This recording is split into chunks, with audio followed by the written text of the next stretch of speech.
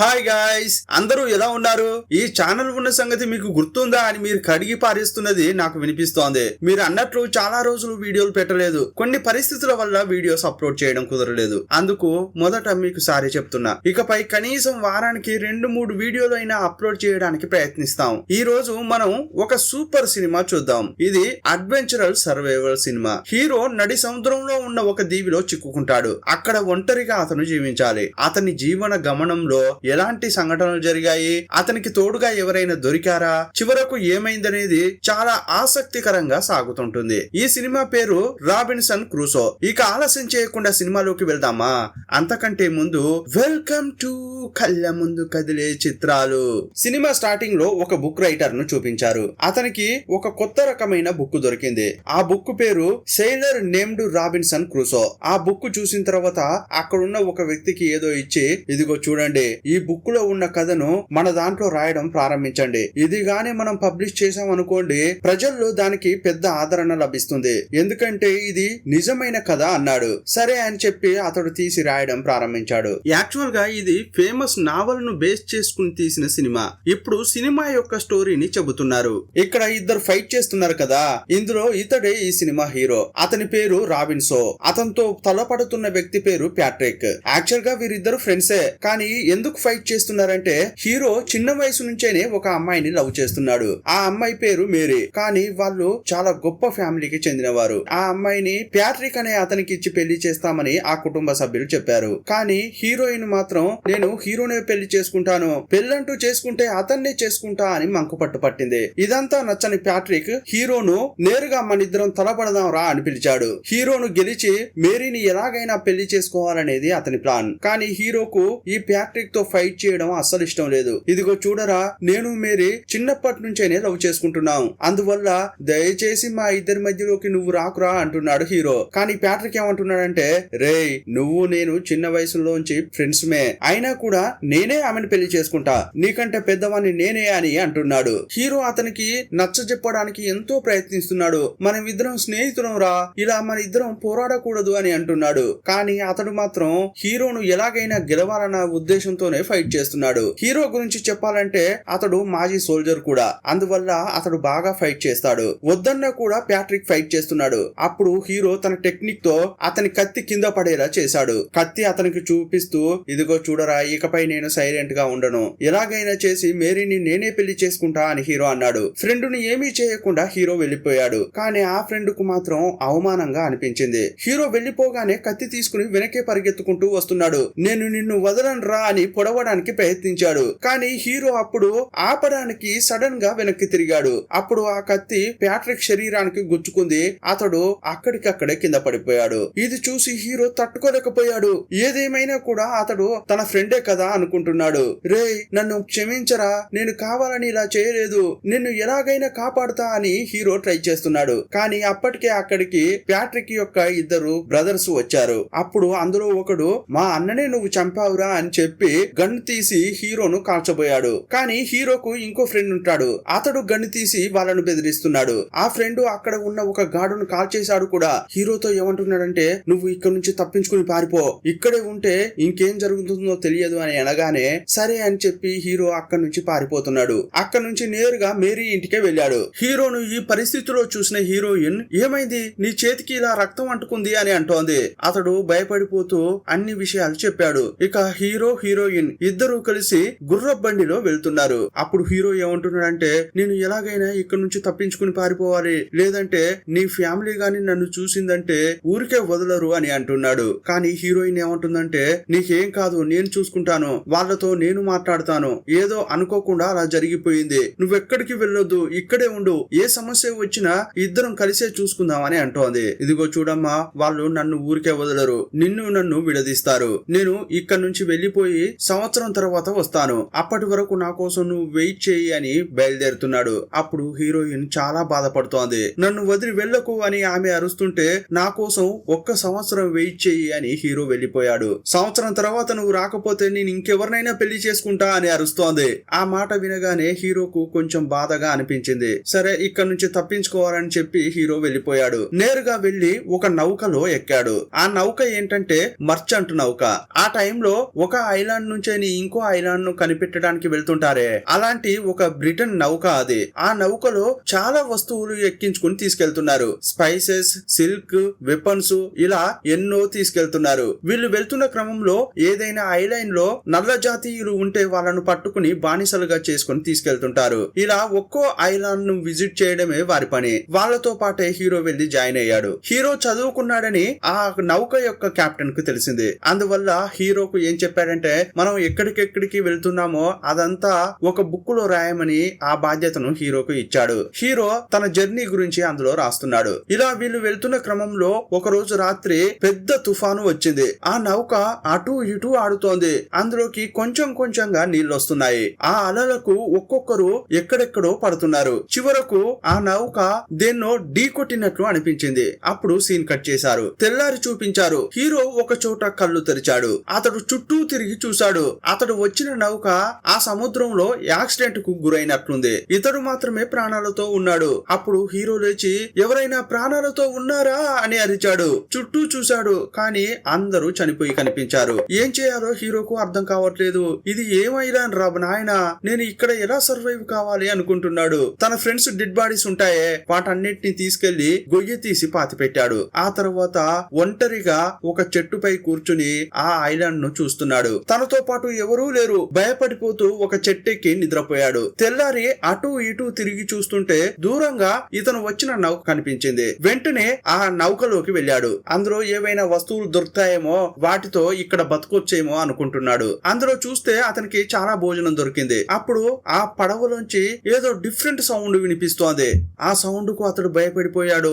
ఆహా, నా పని అయిపోయిందిరా, లోపల ఏదో జంతువు ఉన్నట్లుంది అని అనుకుంటున్నాడు. నైస్ గా తలుపు తెరిచి చూశాడు. లోపల చూస్తే కెప్టెన్ యొక్క డాగు కనిపించింది. ఆ డాగు పేరు స్కిప్పర్. దాన్ని చూసిన తర్వాత పర్వాలేదే, నాకు తోడుగా ఏదో ఒక జంతువు ఉంది కదా అనుకుంటున్నాడు. ఆ డాగును తీసుకున్నాడు. అక్కడున్న గన్ పౌడర్, భోజనం, తనకు కావాల్సిన ఇంకొన్ని వస్తువులు తీసుకుని వెళ్తున్నాడు. ఇప్పుడు హీరో కొంచెం ప్రశాంతంగా ఉన్నాడు. ఎందుకంటే కొన్ని నెలల పాటు తినడానికి అతనికి తిండి ఉంది, వెపన్స్ ఉన్నాయి, అంతేకాదు తోడుగా ఒక కుక్క కూడా ఉంది. ఇప్పుడు కొన్ని నెలలు గడిచిపోయాయి. ఈ ఐలాండ్ అంతా అతడు స్వేచ్ఛగా తిరుగుతున్నాడు. తప్పించుకోవడానికి ఏదైనా దారి ఉందా అని మొత్తం వెతికాడు. కానీ చుట్టూ ఎక్కడ చూసినా నీళ్లే కనిపిస్తున్నాయి. అయ్యో, ఇక్కడ నుంచి తప్పించుకోలేనా? నేను ఒక సంవత్సరంలో హీరోయిన్ ను కలవాలి కదా, ఇప్పుడు నేనేం చేయాలరా నాయనా అని ఫీల్ అవుతున్నాడు.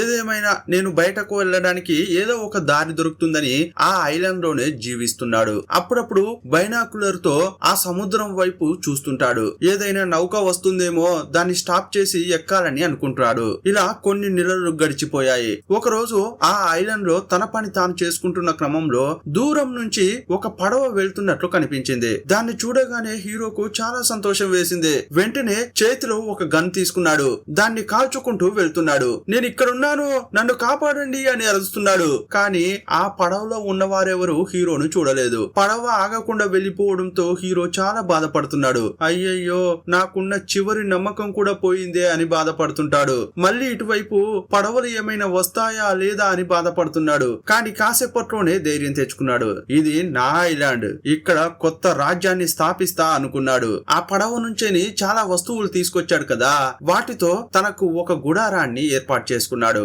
తను సేఫ్ గా ఉండడానికి ఒక ప్రాంతాన్ని ఎంచుకున్నాడు. ఆ చోటుకు రావడం కోసం కర్రలతోనే ఒక బ్రిడ్జి కూడా తయారు చేసుకున్నాడు. ఇలా హీరో జీవితం ఒంటరిగా, సంతోషంగా, కొంచెం బాధగా సాగుతోంది. కానీ అప్పుడప్పుడు హీరోయిన్ గుర్తుకు వస్తుంది. అప్పుడు చాలా బాధపడుతుంటాడు. మరుసటి రోజు హీరో ఒక క్రాస్ సింబల్ లాంటిది తయారు చేశాడు. ఇప్పుడు ఐలాండ్ కు వచ్చి అతడు సంవత్సరం అయిపోయింది. ఎందుకంటే ప్రతిరోజును అతడు క్యాల్కులేట్ చేసుకుంటూ వస్తున్నాడు. అది గుర్తుండడం కోసం అతడు క్రాస్ సింబల్ ను తయారు చేశాడు. చాలా శోకంగా ఆ ఐలాండ్ లో అటు ఇటు తిరుగుతున్నాడు. అప్పుడు ఒక పెద్ద కాలు అడుగును గుర్తించాడు. ఏంట్రా ఇది, మనిషి యొక్క కాలు లాగా ఉందే, ఇది నా కాలు కాదే అని చాలా వెపన్స్ తీసుకుని ఎవరు వచ్చారు అని వెతుకుతున్నాడు. అతడు వెతుకుతుంటే చిన్న బోట్ లో ఎవరో వచ్చినట్లు ఉన్నారు. ఎవరు వచ్చారు అని చెప్పి దాన్ని ఫాలో అవుతూ లోపలికి వెళ్లి చూశాడు. అక్కడ చూస్తే ట్రైబ్ జనం ఉంటారే, ఒక ట్రైబ్ గ్రూప్ అక్కడికి వచ్చింది. కొంతమందిని బలి ఇవ్వడానికి వాళ్ళు వచ్చినట్లున్నారు. ఈ ఐలాండ్ లో బలులు ఇవ్వడం సాధారణం లాగా ఉన్నట్లుంది.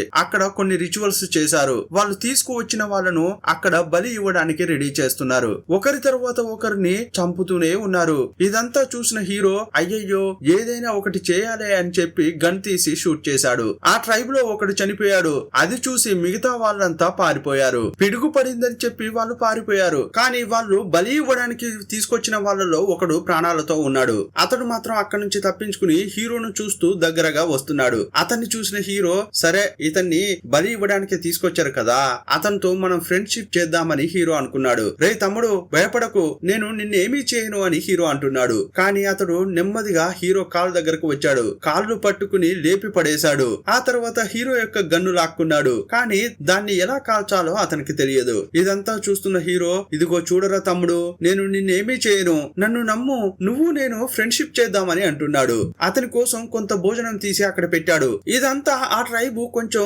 వింతగా చూస్తున్నాడు. యాక్చువల్ గా వీళ్ళు ఖైదీలు. ఈ ఖైదీలను ఆ ట్రైబ్ వాళ్ళు బలి ఇస్తున్నారు. హీరో ఇదంతా చేస్తుంటే ఆ ఖైదీ డిఫరెంట్ గా చూస్తున్నాడు. అప్పుడు ఒక సైడ్ నుంచేని ఆ ట్రైబ్ కు చెందిన వాళ్ళంతా వచ్చారు. ఒకవైపు హీరో గన్ తో షూట్ చేస్తుంటే ఇంకో వైపు ఈ ఖైదీ వాళ్ళతో పోరాడుతున్నాడు. ఆ తర్వాత ఖైదీ అడవిలోకి పరిగెత్తాడు. ఇప్పుడు హీరోకు ఏం చేయాలో అర్థం కాలేదు. వెంటనే తన కింగ్డమ్ కు వెళ్ళాడు. అటువైపు ఎవరూ రాకూడదని చెప్పి ట్రాప్ సెట్ చేశాడు. ఎందుకంటే ఆ ఖైదీ ఇక్కడిక్కడే తిరుగుతున్నాడు. ఇతడు ఫ్రెండ్ అయిదామని అనుకున్నాడు. కానీ అతడు మాత్రం అలా అనుకోలేదు కదా.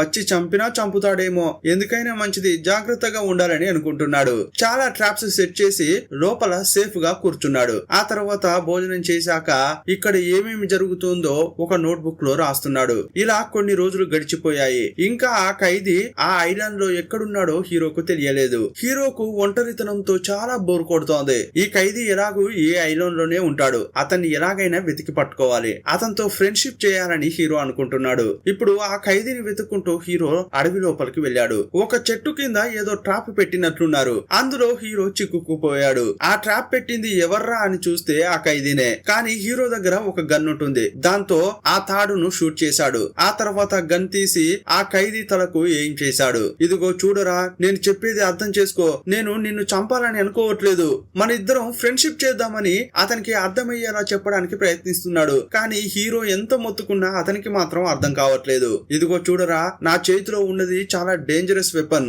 దీంతో ఏం చేయొచ్చో తెలుసా అని చెప్పి అక్కడ గబ్బిలాలు ఉంటాయి, వాటిని షూట్ చేశాడు. అప్పుడు ఆ ఖైదీ ఏం చేశాడంటే తన విద్యను ఉపయోగించి 2 గబ్బిలాలను చంపేశాడు. వాటిని తీసుకొచ్చి హీరోకు చూపిస్తున్నాడు. ఆ తర్వాత హీరో గురించి అతనికి కొంచెం కొంచెంగా అర్థమైంది. ఇతడు నాకు ఆపద కలిగించేవాడు కాదు, నాతో ఫ్రెండ్షిప్ చేయాలని అనుకుంటున్నాడు అనేది అతనికి అర్థమైంది. ఇప్పుడు ఇద్దరు ఫ్రెండ్షిప్ చేస్తున్నారు. హీరో అతన్ని తన కింగ్డమ్ కు తీసుకొచ్చాడు.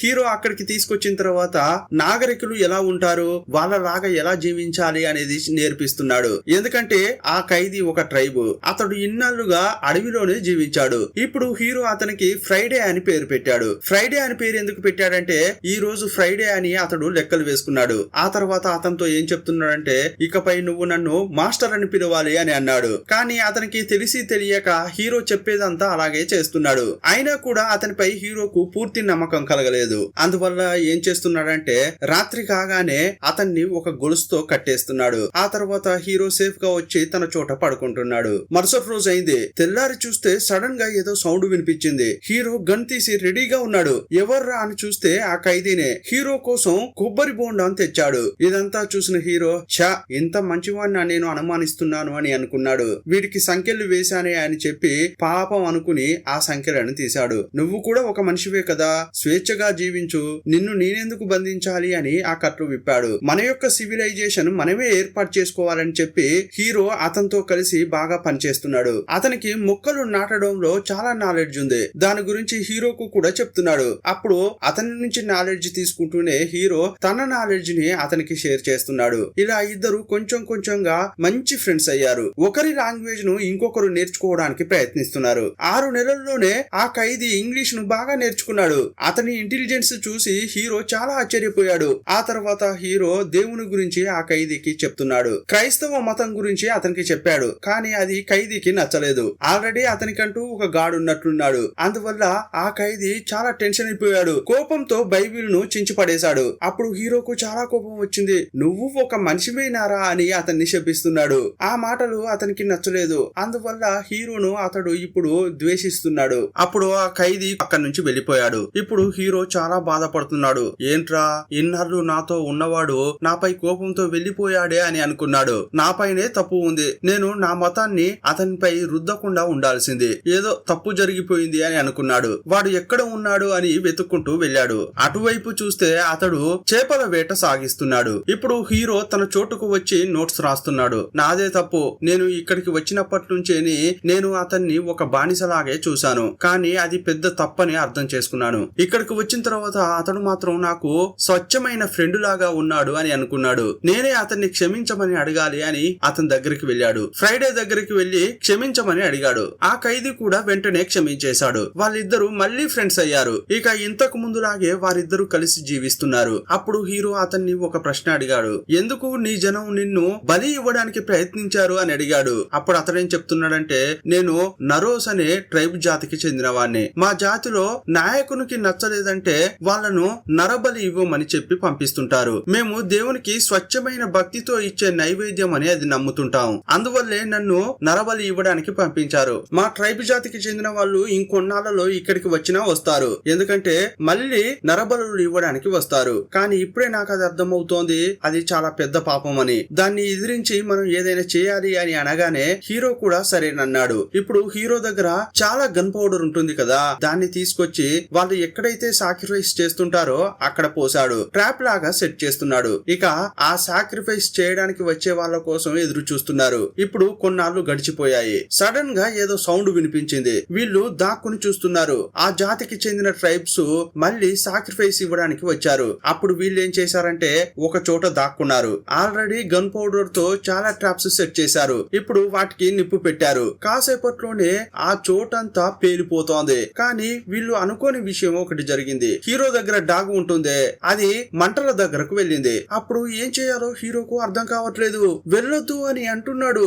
కానీ అది అక్కడికి వెళ్ళింది. కాసేపట్లోనే ఆ చోటంతా పేలిపోయింది. ఆ పేలులలో డాగ్ చనిపోయింది. ఆ ట్రైబ్ జనంతో పాటు కుక్క కూడా చనిపోయింది. సీన్ కట్ చేస్తే హీరో చాలా శోకంగా ఆ డాగ్ ను ఒక చోట పాతి పెట్టాడు. నేను ఈ చోటుకు వచ్చినప్పటి నుంచేని నాకు తోడుగా ఉన్నది నువ్వే, ఇప్పుడు నేను నిన్ను కోల్పోయాను అని చాలా బాధపడుతున్నాడు. అప్పుడు ట్రైబ్ ఏం చెప్తున్నాడంటే, ఇదిగో చూడండి, ఆ ట్రైబ్ జాతీయులు ఉన్నారే, వాళ్ళు మళ్ళీ ఇక్కడికి వస్తారు. ఎందుకంటే 2 గ్రూపులు ఇక్కడికి వచ్చాయి. ఆ 2 గ్రూపులు కూడా తిరిగి వెళ్ళలేదు. అందువల్ల వాళ్ళని వెతుక్కుంటూ తప్పకుండా ఇంకో గ్రూపు వస్తుంది అని అంటున్నాడు. ఇంతకీ నువ్వు ఏ ఊరికి చెందిన వాడివి అని హీరోని అడిగాడు. అప్పుడు హీరో ఏమంటున్నాడంటే, నేను ఇంకో ప్రపంచానికి చెందిన వ్యక్తిని అని కూడా చెప్పొచ్చు, ఎందుకంటే అక్కడ చాలా పెద్ద పెద్ద బిల్డింగ్లు ఉంటాయి. మా సివిలైజేషన్ వేరే లెవెల్లో ఉంటుంది అన్నాడు. మేము ఉండేది బ్రిటన్ అనే అన్నాడు. ఆ మాట వినగానే అతడు, ఓ బ్రిటనా, అయితే మేము ఉండే ఐలాండ్ నుంచి ఒక నెల రోజుల పాటు ప్రయాణిస్తే ఏదో న్యూ బ్రిటన్ అని ఒక ప్రాంతం వస్తుంది,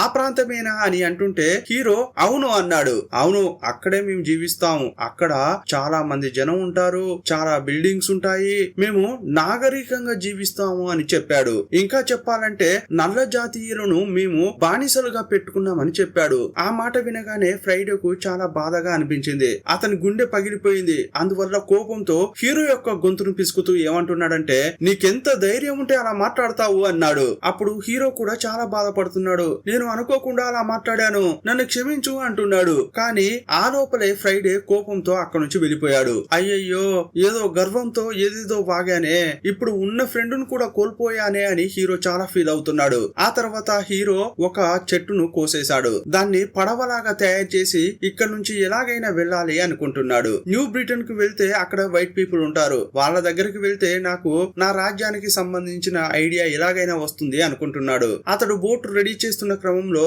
సడన్ గా అక్కడికి ఫ్రైడే వచ్చాడు. ఇప్పుడు అతడు కూడా హీరోను సారీ అడిగాడు. మళ్ళీ వీళ్ళిద్దరూ ఫ్రెండ్స్ అయ్యారు. ఇక ఇద్దరు కలిసి ఆ బోటును తయారు చేస్తున్నారు. వాళ్ళిద్దరూ కలిసి బోట్ తయారు చేస్తున్న క్రమంలో సడన్ గా పెద్ద వర్షం కురుస్తోంది. ఆ బోటును ఒక చెట్టుకు కట్టేశారు. ఆ తర్వాత వీళ్ళ మేకలుంటాయే, వాటిని తీసుకెళ్లి ఒక చోట జాగ్రత్తగా పెడుతున్నారు. ఆ తర్వాత వాళ్ళు కూడా సేఫ్ గా ఒక చోట కూర్చున్నారు. కానీ ఆ రాత్రి పెద్ద తుఫాన్ వచ్చింది. తెల్లారి చూస్తే వాళ్ళ కింగ్డమ్ మొత్తం కూలిపోయింది. ఆ మేకలు ఎక్కడికో కొట్టుకుపోయాయి. ఆ బోట్ అయితే పూర్తిగా విరిగిపోయింది. ఇదంతా చూసి హీరో చాలా బాధపడ్డాడు. అయ్యయ్యో, ఇక నేను ఏమీ చేయలేనా, ఇక్కడ నుంచి తప్పించుకోలేనా అని ఫీల్ అవుతున్నాడు. ఇంకొన్నాళ్ళలో ఆ ట్రైబ్ కు చెందిన వారు వస్తారే అని అనుకుంటున్నాడు. అప్పుడు ఆ ఖైదీ ఏం చెప్తున్నాడంటే, ఇదిగో చూడండి, మా మనుషులు ఇంకొన్నాళ్ళలో ఇక్కడికి వస్తారు, కానీ మనమేమి పిరికి వాళ్ళం కాదు. ఏదో ఒక రోజు మనమంతా చనిపోతాం, కానీ ఎలా చనిపోతాం అనే దానిలోనే అసలు విషయం ఉంది. ఇలా అతడు మోటివేట్ చేస్తున్నాడు. హీరో కూడా అతని మాటలను బాగా ఎక్కించుకున్నాడు. సరే మనం ఎవరో ఇప్పుడు వాళ్లకు చూపిద్దాం అన్నాడు. ఇక వీళ్ళిద్దరూ ఇప్పుడు రాబోయే వారితో పోరాడడానికి సిద్ధం అవుతున్నారు. చాలా ట్రాప్స్ సెట్ చేశారు. ఇక ఫుల్ మూన్ రాగానే ఆ ట్రైబ్ కు చెందిన వాళ్ళు మళ్ళీ ఈ ఐలాండ్ కు వస్తున్నారు. వీళ్ళు ఆల్రెడీ ట్రాప్స్ సెట్ చేశారు కదా, అందువల్ల వచ్చిన వారిని వచ్చినట్లే చంపేస్తున్నారు. ఇక అంతా చనిపోయారు అని అనుకున్నారు. కానీ ఒకడు మాత్రం ప్రాణాలతో ఉన్నాడు. అతడు హీరోపై విషంతో కూడిన బాణం వేశాడు. ఇది చూసిన ఆ ఖైదీ వేగంగా వెళ్లి ఆ ట్రైబ్ ను చంపేశాడు. కానీ హీరో నొప్పితో విలవిలలాడిపోతున్నాడు. అప్పుడు హీరో ఏమంటున్నాడంటే, ఇదిగో చూడు, నన్ను మీ ఐలాండ్ కు తీసుకెళ్ళు, లేదంటే నేను చచ్చిపోతా అని అంటుంటే ఏం చేయాలో ఖైదీకి అర్థం కావట్లేదు. ఐలాండ్ కు పోతే మాత్రం కాపాడతారా ఏంటి, చంపేస్తారు కదా.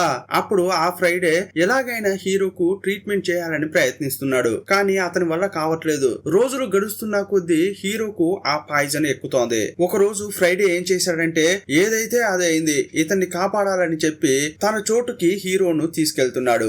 ఆ ట్రైబ్ గ్రూపు బోట్ లో ఇక్కడికి వచ్చారు కదా, అదే బోట్ లో వీళ్ళు వెళ్తున్నారు. వాళ్ళు ఆ చోటుకు వెళ్ళగానే ఖైదీ అనుకున్నట్లుగానే ఇద్దరిని వాళ్ళు లాక్ చేశారు. కానీ హీరోకు మాత్రం ట్రీట్మెంట్ ఇస్తున్నారు. వాళ్ళ రూల్ ఏంటంటే అనారోగ్యంతో ఉన్న వాళ్ళను అటాక్ చేయరు. ఆ జాతి యొక్క నాయకుడు ఉంటాడే, అతడు హీరోను ఆ ఖైదీని పిలిచి, ఇదిగో చూడండి, మీ ఇద్దరి మధ్య పోటీ జరగాలి, అందులో గెలిచిన వారు మాత్రమే ప్రాణాలతో ఉంటారు అని చెప్పాడు. ఇక వీళ్ళిద్దరికి పోటీ పెడుతున్నారు. ఒక చోట మంటలు పెట్టారు. దానిపైన ఉండి వీళ్ళిద్దరూ ఫైట్ చేయాలి. గెలిచిన వారు మాత్రమే ప్రాణాలతో ఉంటారు. ఈ పోటీ ఏంటంటే ఒక్కరు చనిపోయే వరకు పోరాడుతూనే ఉండాలి. అప్పుడు హీరో చాలా బాధపడుతున్నాడు. ఇన్నాళ్ళు అతనికి ఉన్న ఫ్రెండ్ ఎవరంటే ఇతడే. ఇన్నాళ్ళు ఫ్రైడేతో చాలా క్లోజ్ గా మెలిగాడు. ఇప్పుడు అతన్ని చంపాలంటే అతని వల్ల కావట్లేదు. ఏదో మాట వరుసకి వాళ్ళ కోసం అలా పై పైన పోటీ పడుతున్నారు. ఒకానొక సమయంలో హీరోకు అతన్ని చంపే ఛాన్స్ దొరికింది. కానీ హీరో వల్ల కాలేదు. కానీ అతన్ని చంపకుండా నువ్వు నన్ను చంపేయి అని అంటున్నాడు.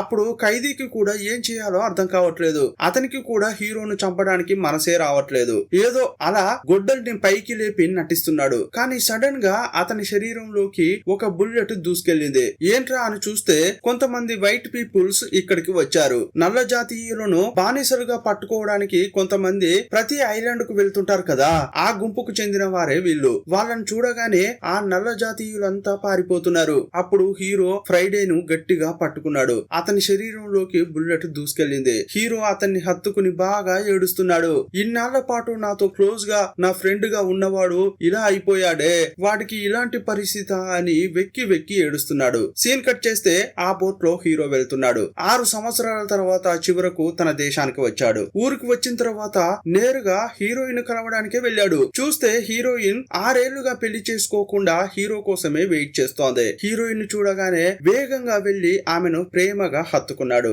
వాళ్ళిద్దరూ చాలా ఎమోషనల్ అయ్యారు. చివరకు వాళ్ళిద్దరూ పెళ్లి చేసుకున్నారు. కానీ హీరోకు అప్పుడప్పుడు ఫ్రైడే అనే ఫ్రెండ్ ఉంటాడే, అతడు గుర్తుకొస్తుంటాడు. అతడు గుర్తొచ్చినప్పుడల్లా హీరో చాలా బాధపడుతుంటాడు. ఇంతటితో ఈ సినిమాను ముగించారు. ఈ సినిమా ఎలా ఉందో మీ అభిప్రాయాన్ని కామెంట్ బాక్స్ లో రాయండి. మరో సినిమాలో మళ్ళీ కలుసుకుందాం. అప్పటి వరకు సెలవు.